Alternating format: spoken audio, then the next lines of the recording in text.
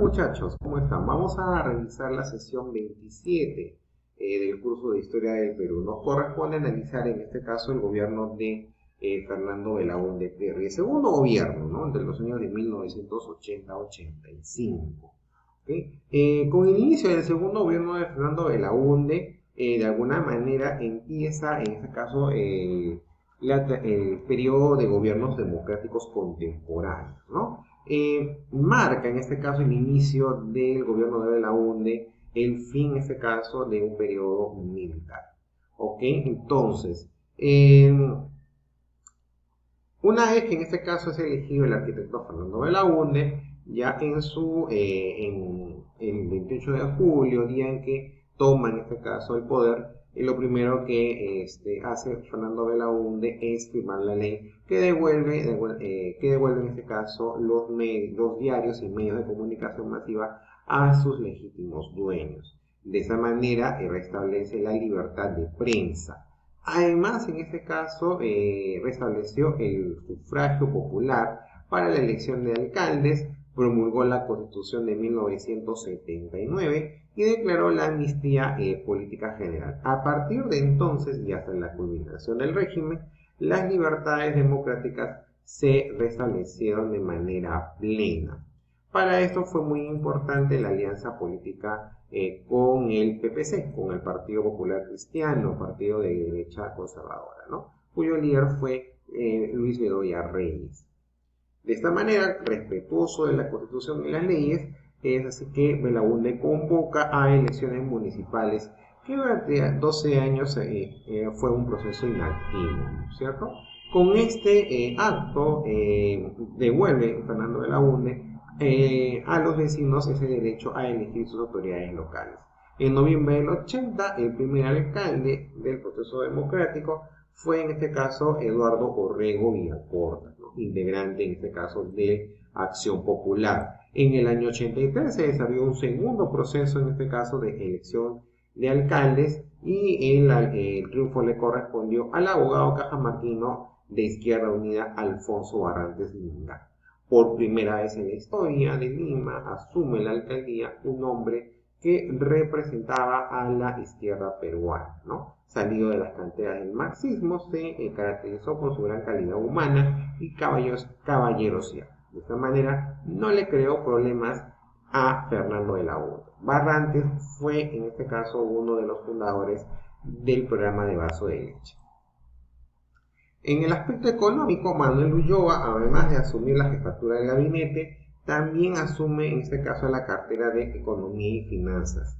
En el año 80 la economía peruana presentaba una herencia muy pesada, una inflación anual que no bajaba del 60%, una agobiante deuda externa, un voluminoso aparato estatal que constituía una carga cuantiosa para la economía, una agricultura improductiva, una industria sobreprotegida e ineficiente, sectores populares empobrecidos y el sector informal crecía rápidamente.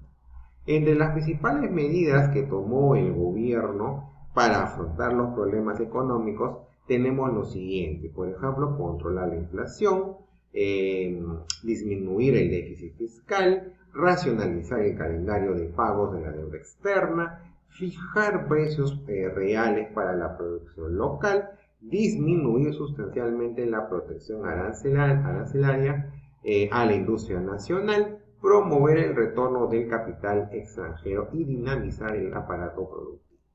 En cuanto a las medidas adoptadas, dieron los siguientes resultados, ¿no? Se creció, o mejor dicho, las exportaciones crecieron ligeramente, el ahorro nacional se triplicó y llegó la inversión. Esto permitió controlar la inflación, pero a partir de 1982, el modelo liberal conservador del Fondo Monetario Internacional generó el descenso de las exportaciones, la reducción del ahorro, el aumento de la deuda externa y de esta manera la devolución o la devaluación monetaria, es decir, la moneda iba perdiendo paulatinamente su valor. A estos problemas hay que agregarle en este caso la llegada del fenómeno del Niño en el año de 1983, que ocasionó graves problemas en la industria, en la agricultura y en la infraestructura vial, siendo el norte del país la zona más afectada. Ante estos problemas, ¿no? Al finalizar, por ejemplo, el gobierno de Belaúnde, ya el dólar, que el gobierno militar lo había dejado en 200 soles, al finalizar el gobierno de Belaúnde se cotizaba en 12.000 soles. Ahora, en este periodo además, ¿no? En el frente interno, se caracterizó por la irrupción de movimientos terroristas, como por ejemplo el de Sendero Luminoso y el movimiento revolucionario Tupac Amaru, más conocido como el MRTA, ¿no? En cuanto a Sendero Luminoso, tuvo como líder a Abimael Guzmán, denominado como el presidente Gonzalo. Su primera irrupción violenta fue un día antes de las elecciones, el 18 de mayo de 1980. Incendió el local municipal, las ánforas y cédulas electorales en el poco conocido poblado de Chuchi, en Cusco. Los miembros de Sendero Luminoso estuvieron conformados por personas vinculadas a la vida universitaria de provincia, con ideología marxista, leninista, maoísta. En su mayoría eran migrantes a la ciudad. Al inicio, pues, este movimiento tuvo un apoyo campesino. Sin embargo, los campesinos que se iban poniendo en contra de Sendero Luminoso fueron brutalmente asesinados. Entre los años de 1980 a 1984, sus acciones terroristas fueron en Ayacucho. Desde entonces se trasladaron a Lima, donde los apagones y bombazos se empezaron a convertir en hechos cotidianos para los limeños, y al mismo tiempo cobraron dimensión nacional. En 1983, las Fuerzas Armadas fueron convocadas para combatir a la subversión. Es así que se dio inicio a una cruenta guerra civil que causó devastación y zozobra. Solo en el departamento de Ayacucho se estima que entre 1980 y 1993 murieron 10.561 personas como producto de la violencia política. El informe de la Comisión de la Verdad y Reconciliación del 2003 elevó aún más esta cifra. En cuanto al MRTA, inicia sus acciones en junio de 1984, exactamente en Juanjuy, San Martín.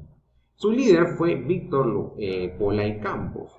Este movimiento estuvo conformado por personas o mejor dicho, con ideología marxista-leninista.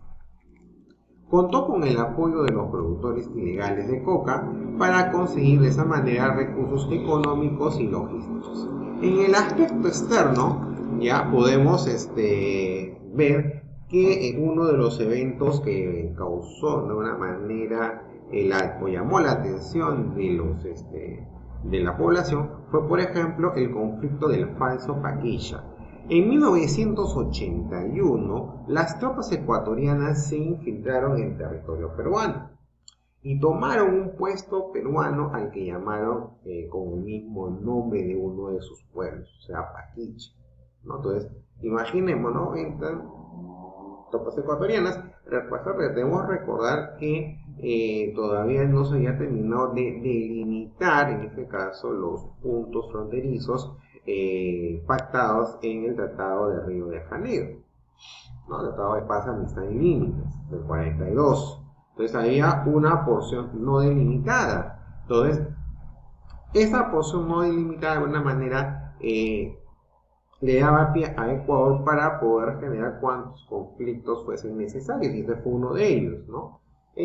Entonces, tropas ecuatorianas entran al territorio peruano, crean en este caso un puesto, ¿ya? Y lo llaman Paquicha. Paquicha es el nombre de uno de los pueblos, en este caso, de Ecuador. Pero el ejército peruano los desaloja en una semana y recuperó así territorio invadido.